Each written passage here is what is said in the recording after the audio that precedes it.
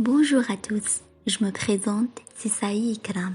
Et dans cette vidéo, je vais vous présenter comment créer un site web qui offre un tableau de bord d'une université. Tout d'abord, c'est quoi un tableau de bord?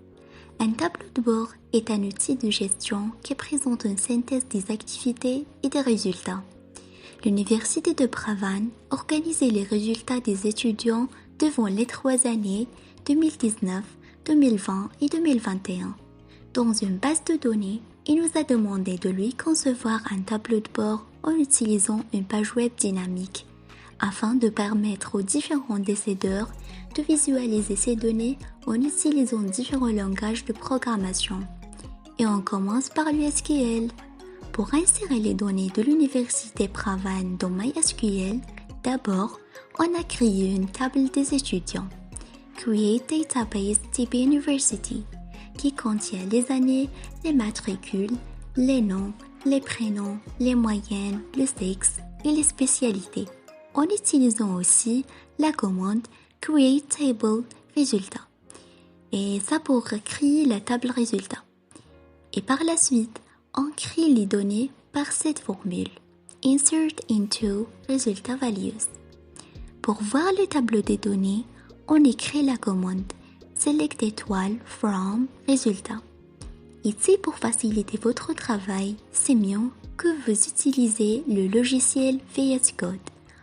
Et on passe maintenant à le code HTML. Tout d'abord, il faut importer le fichier JavaScript déjà dans le HTML. Ensuite, on divise la page HTML en sections telles que le header, le site, le main et le footer. Par la suite, nous créons des blocs graphiques dans la section main et en utilisant des balises div. Ces blocs sont dupliqués en fonction du nombre de graphiques que nous voulons créer. Dans chaque div, nous attribuons un identifiant spécifique pour associer un graphique particulier à chaque canevas. De plus, nous attribuons des identifiants dans chaque div pour les modifier via le CSS, où nous leur appliquons des styles tels que la couleur, la taille des blocs, les ombres et les bordures. Nous plaçons le fichier de style CSS dans un répertoire appelé statique et le relayons au HTML.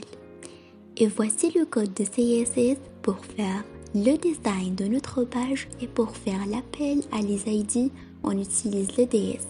Et pour les classes, on utilise le point. Et ici, on peut modifier notre page. Et après, c'est le code Flask. Il faut le télécharger dans le logiciel d'abord. On l'importe, c'est un framework pour construire des pages dynamiques en Python. Et par la suite, pour instancier l'application Flask, on rajoute 6 lignes à le code Python. Entre ces 2 lignes, on écrit la logique de notre serveur qui va contenir un décodeur AppRoot et une fonction defIndex qui retourne un document HTML. Or, pour retourner un document HTML, on doit utiliser la fonction RunDayTemplate qui est une fonction du module Flask et qu'on doit l'importer aussi. Et on met notre fichier HTML dans un répertoire nommé Templates. C'est le seul endroit où Flask puisse retourner le document HTML. Et pour connecter la SGBD avec notre serveur, on utilise le connecteur Flask MySQL from Flask MySQLDB import MySQL. Ainsi, on va créer une instance de notre connecteur MySQL equal to MySQL. Et ensuite, on précise notre configuration pour le connecteur et on initialise notre connecteur avec la configuration de notre application Flask par MySQL.init app to app. Comment créer ma data? On commence par de connecter dans la fonction def do get data en mettant con equal to MySQL point connect et cursor equal to con point cursor. Et ensuite, on fait notre requête SQL par exemple. Cursor point execute select année count nom as MPE2 forme résultat groupe by année. Par la suite, on va récupérer la data avec cursor point feature et les stocker dans la variable data. Par ailleurs, on va récupérer les headers par cette formule, raw headers. De plus, on va fermer le curseur par cursor point close et on va créer un tableau JSON vide, JSON data est égal à 2 crochets, voilà. En outre, on va le remplir en utilisant la boucle for pour chaque résultat, dans data from résultat in data. Et on va récupérer les données et les stocker dans ce JSON, voilà. Et voilà, et on passe maintenant à le code de JavaScript. D'une part, on met notre script dans le dossier statique et on commence par le rechargement de la page. Bouton actualiser.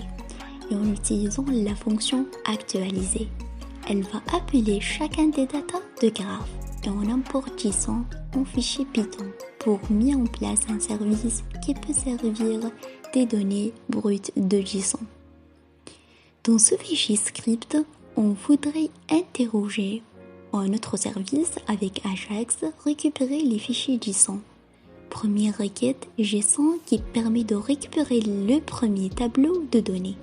D'abord, on crée mon HTTP request equal to new XML HTTP request. Et voilà. Et tel que XML, voilà, et HTTP request, c'est un objet qui va envoyer la requête HTTP au serveur. Et en utilisant la méthode get sur la route API/data. D'autre part, lorsqu'on obtient le fichier JSON en utilisant HTTP request point onReadyStateChange equal to function, on exécute cette fonction et elle vérifie si la réponse est correcte.